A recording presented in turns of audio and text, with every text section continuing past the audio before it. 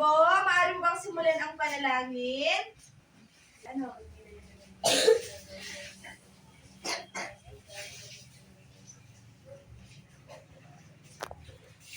Magandang umaga mga bata!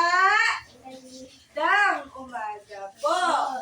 Binibining Zamora! O, maaari na tayong umupo. Pero bago niyan, ay kukunin muna natin ang mga basura na sa ilalim ng ating upuan. Wala, sige, magaling. Sino ang lumiban sa klase ngayong araw? Si Sino Miko. absent? Si Miko. Si Kuya Miko.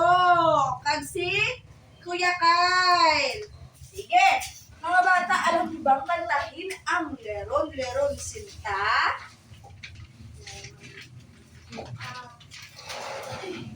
Ay! Leron-Leron Sinta. Leron-Leron Sinta. Buko ng papaya. Dala-dalay buslo. Sisidla ng sinta. Pagdating sa duloy, nabali ang sanga. Kabus na palaran, humanap ng iba. Oh, again! Leron-leron sinta, buko ng papaya, dala-dalay buslot, sisidla ng bunga.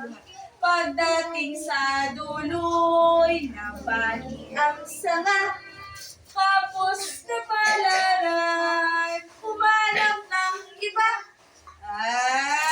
Yay! Nagustuhan niyo ba ang ating awiting Leron-Leron Sinta? Opo! Magaling! Sige, sino ang nakaalala sa ating tinalakay kahapon? Ang tinalakay natin kahapon ay tungkol sa rhythmic at dynamic. Sige. Maaari nang umupo, Aki. Magaling. Palakpakan natin sa Aki. Yan. Very good. Sino gustong kumanta ng isa pang kanta? Ako! Si Aki. Sino pa? Isa pang kanta. Si Ate Chat. Yun. Ang pamagat ng ating awitin ngayong araw ay Bayan ko! Bayan ko! Ganito ang tunog! Ang bayan ko, Pilipinas, lupain ang lindot bulaklak, pag-ibigan sa kanyang balat, nag-alay ng ganda at dilag, at sa kanyang yumi at ganda, dayuhan ay nangalina. Bayan ko, binihag ka, nasadlang sa lupa. Yay! Palakpakan natin ang ating sarili. Wala gusto niyo ba ang ating awiting? Bayan ko? Opo, magaling.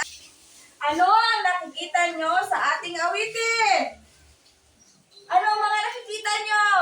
Mayroong mga Nota. Ano naman ang mga tawag sa mga guhit na ito? Ito ay ang mga barlay. Tama, magaling. Mayroong flat at mayroong mga accidentals, natural at mga sharp. Yun po yung tamang sunod-sunod ng ating awitin. Ngayon, ano kaya ang ating tatalakay ngayong araw? Aki, makinig. Aki. Okay. Ngayong araw, pag-aaralan natin ang tungkol sa mga accidentals. Ano ang accidentals? Basahin sabay-sabay. Ang mga accidentals ay mga simbolo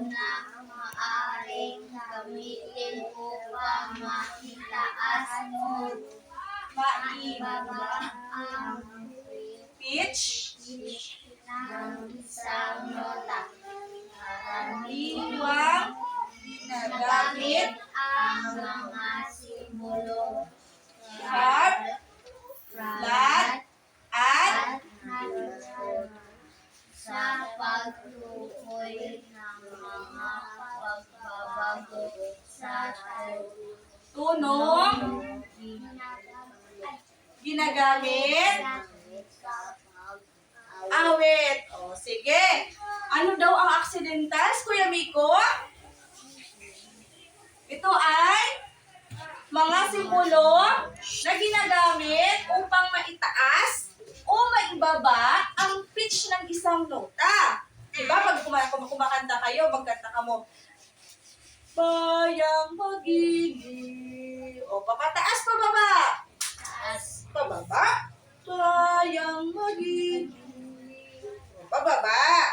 Pataas, pababa. Sige. Karaniwang ginagamit ang mga simbolong sharp. Ano daw?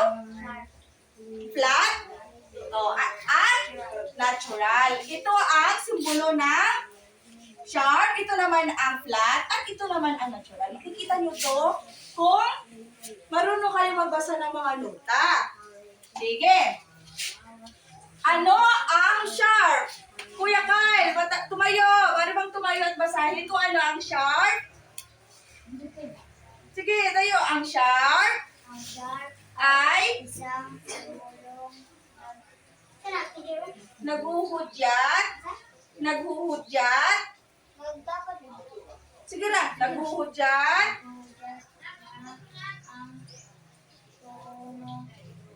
Ng isang nota ay dapat sige. Kuya Miko, ano naman ang flat sinasabi? Pag sinasabi sharp, ano daw ang sharp? Ipaliwanag? Ay isang simbolong naghuhudyat na ang tono ng isang nota ay dapat tugtugin o awitin ng half step o semitone pataas. Ano daw? Tinutugtog ito ng half step o semitone pataas. Pag may nakakita kayong simbolo na ganito, ito ay tinatawag na sharp. At ito ay nangangahulugan na kantahin ito ng half step o semitone pataas. Sige. Ito ay nilalagay sa unahan ng nota. Ikita niyo ito sa unahan ng nota. O, pangalawa. Ano ang flat? Ang flat ay isang simbolo ng musika na maaaring ibaba ang tono ng half step o semitone. Kung kanina ang sharp ay pataas, ang flat naman ay pababa. O sige, kapag ang nota ay may flat sa unahan nito nangangahulugang awitin o tugtugin ito ng kalahating hakbang pababa. O, kung nais ng mga musikero na tanggalin ang mga epekto ng simbolo ng sharp o flat sa isang nota. Ano ba ang sharp? Tinutugtog ito ng half step o semitone pataas. Ano naman ang flat? Tinutugtog ng half step o semitone o pababa or paubos. Tama. Ngayon mga bata, mayroon tayong gagawin. Ano nga ba ang ating gagawin? Gagawa tayo ng pangkatang gawain. Sige, count off tayo. 1, 2, 1, 2, 1, 2. Sige, magsimula tayo kay Kuya Kai. 1, 1, 2. 1. Oh, sino ang 1? Sino ang 2? Oh, Aki, dito ka kay Kuya Kyle. Dalawa kayo dyan. Oh, ito ang magiging pangkat 1 at ito ang magiging pangkat 2. Sige, bago tayo magpatuloy sa ating pangkatang gawain, ano nga ba ang mga pamantayan upang gawin ng ating pangkatang gawain o aktibidad? Pumili ng leader. Tama, Aki. Ano pa? Pumili ng taga-sulat at taga-ulat. Oh, ano pa? Ivo, huwag maingay at tulungan. Sige, ngayon, pupunta tayo sa ating mga grupo at gawin ang ating mga aktibidad sa isang sa 5 minuto lamang. Gustuhan niyo ba ang ating pangkatang gawain? Opo, ngayon. Iguhit at bigyan ng kahulugan ang bawat simbolo.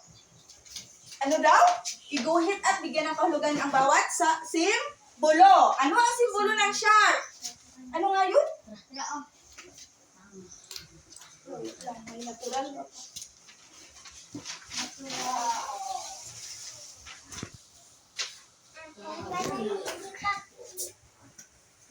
Sige na, balik ka dito, balik na. Wala ko kasi lang. Oh, sige na. Sino ang gustong pumunta sa harapan upang isulat ang simbolo ng shark? Sige, Kuya Kai, dito lang. Simbolo ng shark, iguhit. Oh, dito sa taas, sa taas. Oh. Dito lang. Oo. Taas. Oo. Sige lang, okay lang, dala lang sa babaw.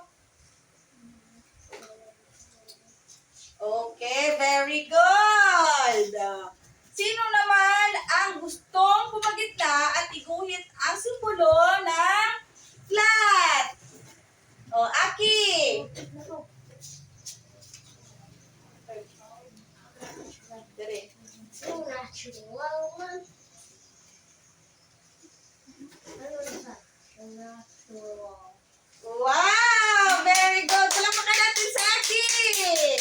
Next, Kuya Ivo. Lumapit sa gitna at iguhit ang natural.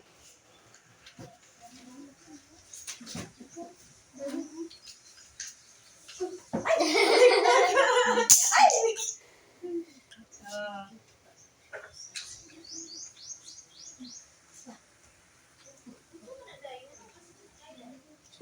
Wow! Tama ba ang sinulat ni Kuya Ivo?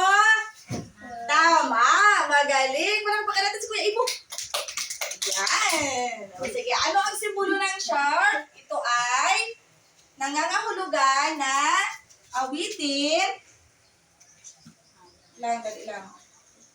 Awitin ng half step o semitone pataas. Pataas ang shark. Oh, ano naman ang simbolong flat? Anong kahulugan ng simbolong flat? Pababa. Awitin ito. Awitin ng half step o semitone pababa.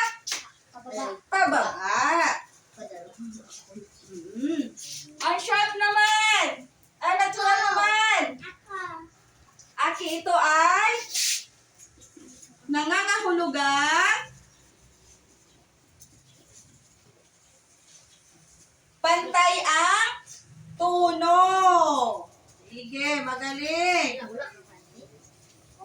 Sige. Mga bata, mayroon bang katanungan sa ating tinalakay ngayong umaga? Alam na ba ang mga accidentals o mga simbolo ng accidentals?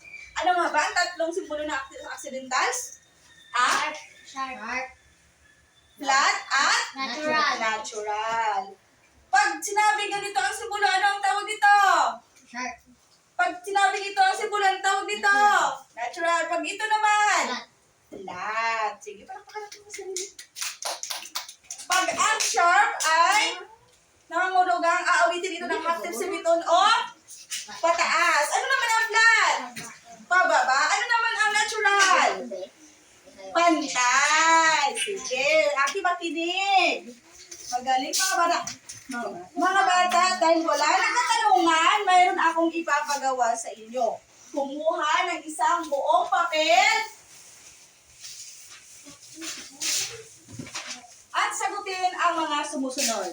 Basahin ang paluto. Sabay-sabay. Paluto. Ilarawan sa pamamagitan ng paggawa ng isang Sanaysay ang mga gamit ng simbolong sharp, flat, at natural na siyang sanhi kung bakit mas magiging mas makulay ang musika. Isulat ang salaysay sa inyong kwaderno, sumangguni sa rubrex para sa kaukulang puntos na makikita sa tayahin o sa box. Sige, ano nga ba ang gagawin?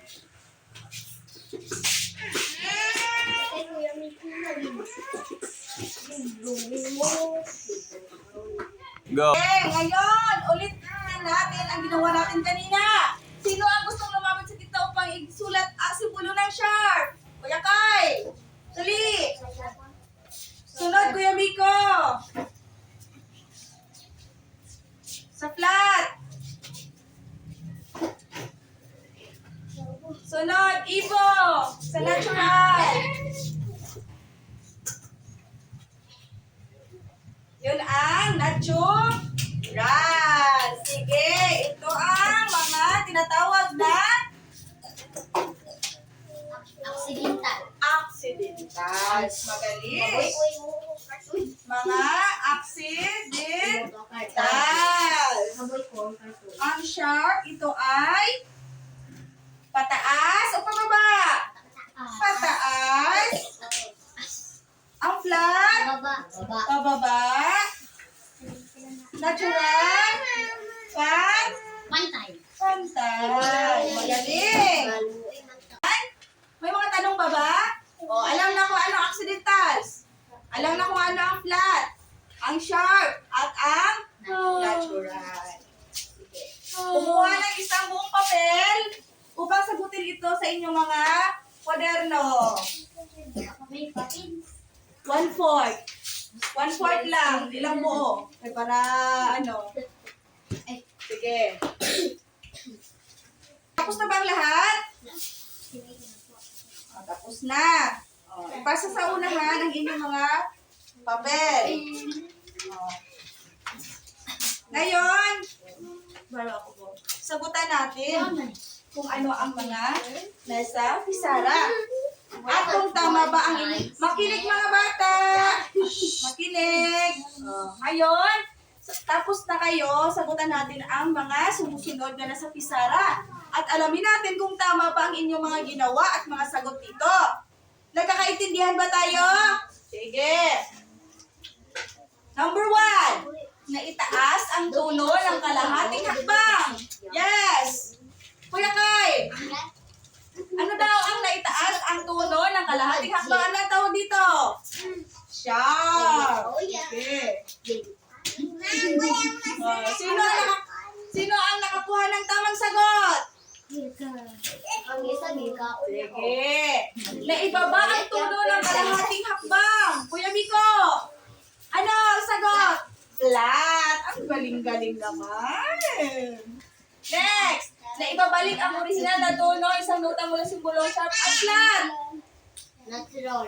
Natural. Ang galing ni Kuya Ivo. Wow. Sige. Ito ay simbolo na ikalagay sa unahan ng nota na naghuhudyat na dapat tugtugin ng hawitin ng half step o pataas. Ano? Palaki, pero ano na boses? Sharp. Tama.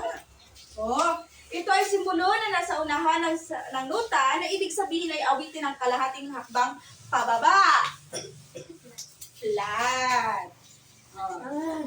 Sino ang nakakuha ng 5 points? Nagpagdi ko. Sige.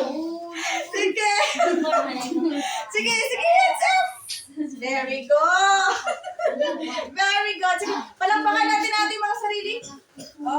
Sige, makinig. Palakpakan natin ating mga sarili. Dahil ang galing-galing natin, mga bata. Gusto ba? Ngayon, mayroon tayong isang takdang aralin. Basahin ang ating takdang aralin. Sige nga. Ano to? Thank you, Aki. Very good. Okay. Assignment. Basahin sabay-sabay. Paano to bumuo ng Sanaysay tungkol sa paglalarawan ng mga simbolong na pag-aralan. Isulat ito sa isang buong papel. Ano daw ang gagawin? Sumulat ng isang sanaysay. Sulat sa isang buong papel. Anong isusulat sa sanaysay? Tungkol sa napag-aralan natin ngayong araw. Sige. Yun lamang mga bata. Salamat at paalam. Salamat at paalam na po. Binibini Zamora. Thank you.